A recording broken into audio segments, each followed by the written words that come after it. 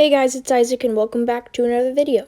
So today I'm going to be doing a care tutorial on my Camponotus CA-02, and I'm redoing it because there were a bunch of people in the comments that had a bunch of questions.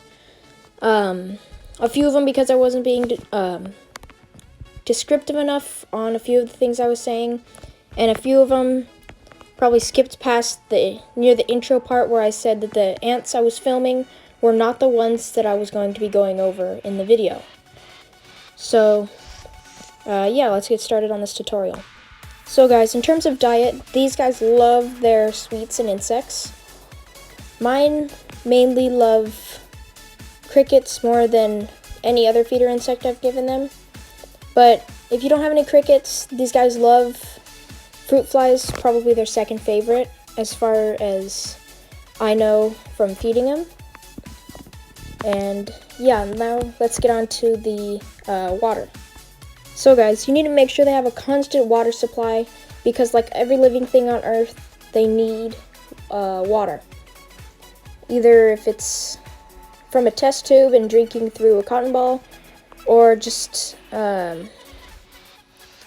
water that is like a mini hearth nestmate, like that it just sits on some mesh that they drink from, or they just drink it from the dirt or tongue or material that you have them in.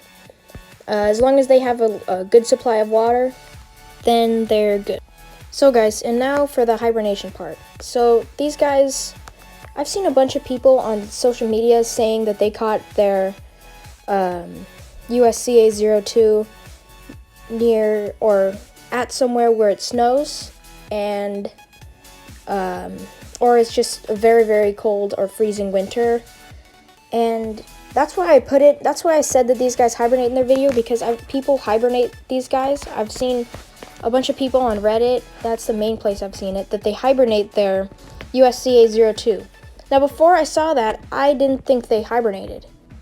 So then I looked it up more and more, and I saw a bunch of people on Reddit saying that they put their CA-02 in a fridge at a nice hibernation degree, like hibernation temperature. So then that's why I added it into the video. And then a bunch of people were saying that they don't hibernate, and then I was like, I've seen people hibernate them, and that's why I added it into the video.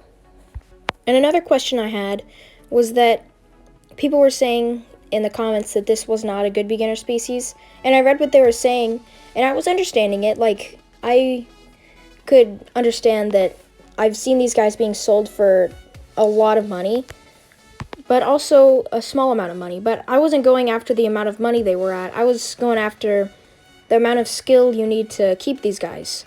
And I haven't had any problems with these guys. They have a long lifespan, and the only problem I've had with them is that the development time takes almost 2 months, and that's the only bad thing I've seen about these ants.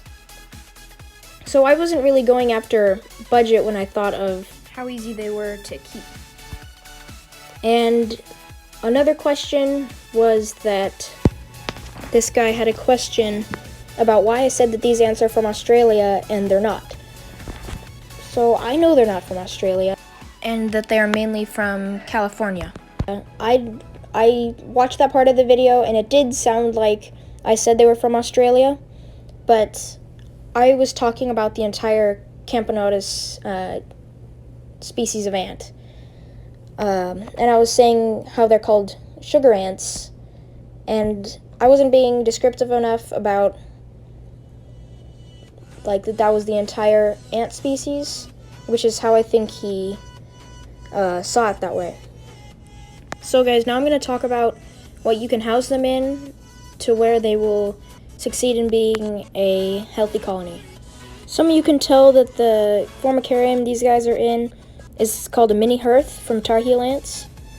It's a really, really good formicarium, and I highly recommend it for larger species of ants, just like these Camponotus. And guys, the good thing about Camponotus is they will pretty much do well in anything you give them. Test tubes, tongue, and the special mixture that Tar Heel ants uses in their pretty much all of their formicaria. And the one thing I've seen carpenter ants not do well in is dirt, and that is only because they don't like digging. For whatever reason, I'm not exactly sure, but they just don't like digging in any dirt setups you give them. And just so you know, guys, if you decide to buy them,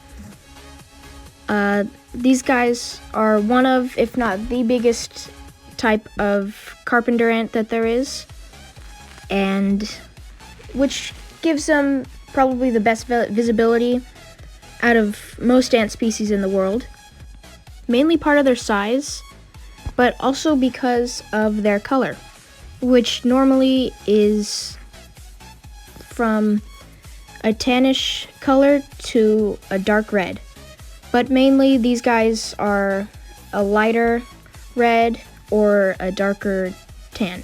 But the queen's abdomen, for some reason, when I bought my queen, she had a dark red abdomen, but then over time, she started losing the red color, and it started turning like a dark orange, and even a yellow at sometimes. I think it's because of either some sort of lighting or because of nutrition. So guys, I think the best or the most exciting part of keeping these guys is the majors. These guys, or their majors, are pretty much almost the size of the queen. I'm pretty sure they're a millimeter or two shorter than the queen. But if I were to see one just wandering around on some dirt, upon first glance, I would 100% think it was a queen because of the size. But the majors obviously have a smaller thorax than the head and a much smaller abdomen than the queen. And another special thing about these ants is that this species is polygamous. Yes, it's pretty nuts. Mainly the larger species aren't polygamous, and if you don't believe me, here's a photo. So guys, that photo was taken by Nerb's Ants. You could go check out his YouTube. I have a link in the description if you want to go by and drop a sub. That'd be great, and I'm sure he would appreciate that as well. So guys, if this doesn't cover all your questions, be sure to leave them in the comments, and I will answer all of them. So, thanks for watching. I hope you enjoyed. Please subscribe, hit the notification button, and I'll see you guys in the next video. Luxter's Ants, out.